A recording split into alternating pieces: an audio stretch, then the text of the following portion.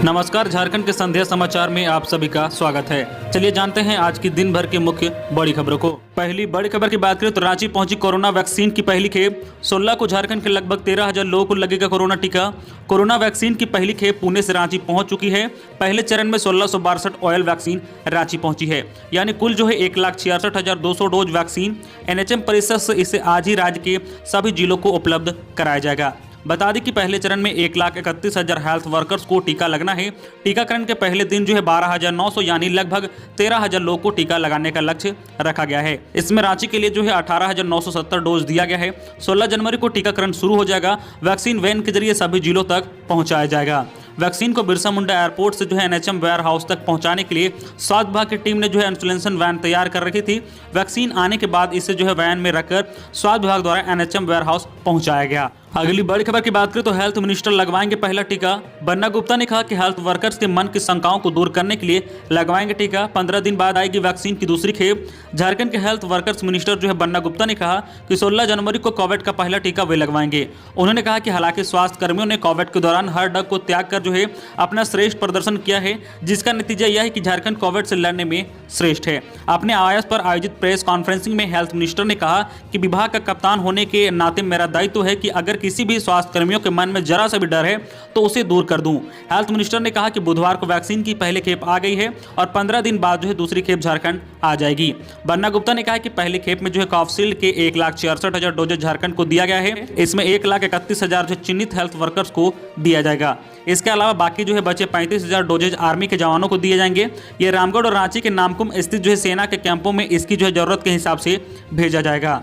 अगली बड़ी खबर की बात करें तो झारखंड में मृत पक्षियों में बर्ड फ्लू की पुष्टि नहीं। पशुपालन विभाग ने कहा कि डरे नहीं, सतर्क रहें। झारखंड वासियों के लिए अच्छी खबर है कि राज्य में अब तक बर्ड फ्लू का कोई मामला सामने नहीं आया है। जमशेदपुर सहित अलग अलग जिलों में मृत पाए गए कौवा व दूसरे पक्षियों के सैंपल की जांच में कहीं से भी बीमारी का अब तक कोई पुष्टि नहीं हुई है। झारखंड सरकार के कृषि पशुपालन एवं सहकारिता विभाग के अंतर्गत संचालित होने वाले पशुपालन निर्देशनालय की तरफ से जिला पशुपालन कार्यालय को भेजे गए पत्र में बताया गया कि अलग अलग जगहों पर मृत जंगली पक्षी कौवा, मैना, कबूतर में अब तक जो है संक्रमण की कोई पुष्टि नहीं हुई है। पत्र में कहा गया है कि मरने वाले पक्षियों को देखकर जो है जनमानस जो है भयक्रंत हो जाते हैं। ऐसे में जरूरत है कि वह डरे नहीं बल्कि सावधानी बरते। ऐसे परिस्थितियों में आने पर मृत पक्षियों को ना छुए। निकटतम पशु चिकित्सक जिले अथवा जो है राज्य स्तर पर हेल्पलाइन नंबर पर जो है तत्काल इसकी जो है आप जानकारी दे सकते हैं। विभाग की ओर से इसके लिए हेल्पलाइन नंबर जारी किया गया है। मोबाइल नंबर जो है 9835152390 पर आप इसकी जानकारी दे सकते हैं। अगली बड़ी खबर की बात करें तो 18 जनवरी से सरकारी आवासीय स्कूल में होगी 10वीं और 12वीं की पढ़ाई। कोरोना गाइडलाइन का होगा पालन। झारखंड के सभी जो है सरकारी आवासीय स्कूल में 18 जनवरी से 10वीं और 12वीं की पढ़ाई शुरू होगी। मुख्यमंत्री की अनुमति के बाद स्कूली शिक्षा एवं साक्षरता विभाग ने स्कूल खोलने का आदेश जारी कर दिया है। अब नेतरहाट आवासीय विद्यालय, कस्तूरबा गांधी आवासीय विद्यालय और इंदिरा गांधी आवासीय विद्यालय में 10वीं और 12वीं के स्टूडेंट जो है 18 से स्कूल आ सकेंगे। विभागीय सचिव राहुल शर्मा ने बताया कि मैट्रिक इंटर की परीक्षाओं को देखते हुए सरकार ने यह निर्णय लिया है। अनुमति मिलने के बाद इन स्कूलों में साफ सफाई के लिए 4 दिनों का समय दिया गया है। स्कूलों को कोरोना गाइडलाइन का जो है कड़ाई से पालन करना होगा। नेतरहाट स्कूल के प्राचार्य डॉक्टर संतोष कुमार सिन्हा ने बताया है कि उन्होंने स्कूल की साफ सफाई शुरू करवा दी है। अगली बड़ी खबर की बात करें तो केंद्रीय ऊर्जा मंत्रालय ने झारखंड सरकार का अनुरोध ठुकराया। आरबीआई खाते से काटे 714 करोड़ रुपए। केंद्रीय ऊर्जा मंत्रालय ने झारखंड सरकार का अनुरोध ठुकरा दिया है। मंत्रालय ने झारखंड सरकार के आरबीआई खाते से 714 करोड़ रुपए काट लिए हैं। मंत्रालय ने कहा कि यह राशि दामोदर घाटी निगम डीबीसी के बकाया राशि की दूसरी किस्त के रूप में काटी गई है। मंगलवार को झारखंड सरकार ने आग्रह कर पैसे नहीं काटने का अनुरोध किया था। कहा कि जो है सरकार आरबीआई खाते से पैसे नहीं काटे। बता दें कि एक समझौते के तहत बिजली का भुगतान निर्धारित अवधि में प्राप्त नहीं होने पर आरबीआई सीधे झारखंड सरकार के हिस्से की राशि काटकर ऊर्जा विभाग को दे देती है। अगली बड़ी खबर की बात करें झारखंड कोरोना अपडेट को लेकर तो राज्य में पिछले 24 घंटे में 127 नए कोरोना संक्रमित मिले हैं। इसमें से रांची से 52, बोकारो से 8, चतरा से 2, देवघर से 2, धनबाद से 23, पूर्व सिंहभूम से 18, गुमला से 3, कोडरमा से 4, लातेहार से 1, लोहरदगा से 2, पलामू से 2, रामगढ़ से 5, सरायकेला से 1, सिमडेगा से और पश्चिम सिंहभूम से 3 नए संक्रमित मिले हैं। वहीं अब तक जो है कुल संक्रमितों की संख्या अब जो है 1,17,088 हो गई है। हालांकि राज्य में मंगलवार को 153 मरीज स्वस्थ भी हुए हैं। अगली बड़ी खबर की बात करें तो फसल का उचित मूल्य मिले राज्यपाल द्रौपदी मुर्मू ने कहा किसानों के लाभ के लिए सभी को सक्रिय रहना होगा। जब अन्नदाता सुखी होंगे तभी हम सब सुख रहेंगे। हमारा देश गांवों का देश है। लगभग 70% से अधिक आबादी गांव में रहती है। कृषि ही आजीविका का मुख्य साधन है। झारखंड के किसान कड़ी मेहनत करते हैं, लेकिन किसानों को कभी कभी उनके मेहनत का उचित फल नहीं मिल पाता है। यह हम सबके लिए चिंता के विषय है। राज्यपाल ने विकास भारती की ओर से आयोजित प्रगतिशील आत्मनिर्भर किसानों के सम्मान समारोह के अवसर पर वीडियो कॉन्फ्रेंसिंग के माध्यम से कहा कि किसानों की आय में वृद्धि के लिए उनकी फसल और उपज का उचित मूल्य मिलना चाहिए। इसके लिए सरकार परिवर्तनशील है और विभिन्न कार्यक्रम एवं योजनाएं संचालित की जा रही है।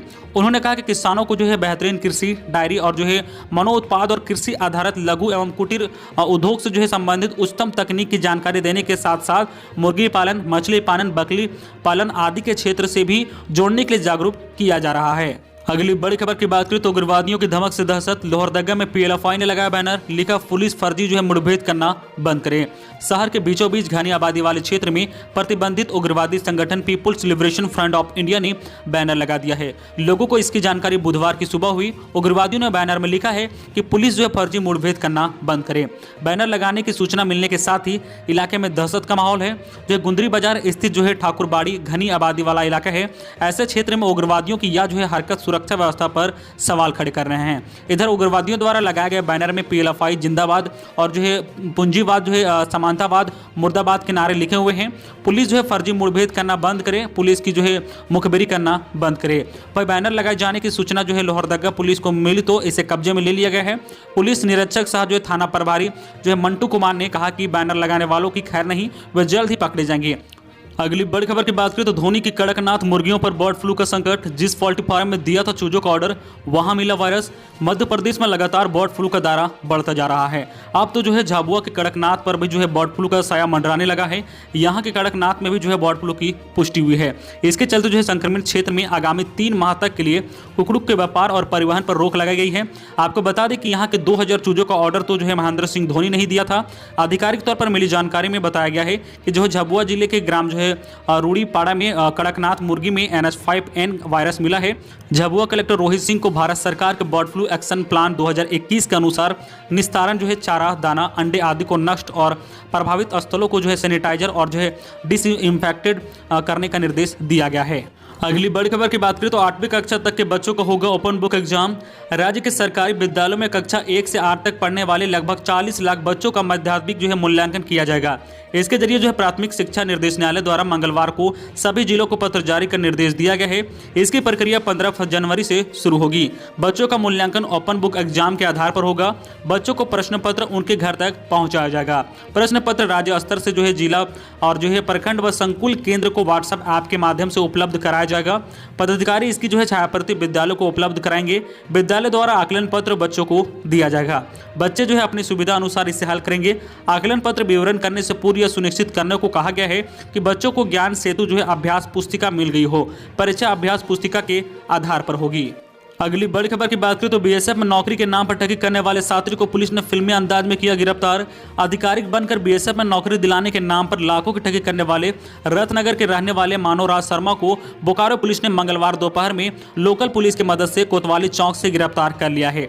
बोकारो के बालीडी थाना क्षेत्र में उस पर केस दर्ज किया गया था। बालीडी के ही रहने वाले पुलिसकर्मी का बेटा रोहित ने केस दर्ज कराया था। बीएसएफ में नौकरी दिलाने के नाम पर रोहित के अलावा आरा के शीतल टोला के रहने वाले राहुल और विवेक से भी मानव ने 4-4 लाख रुपए लिए थे।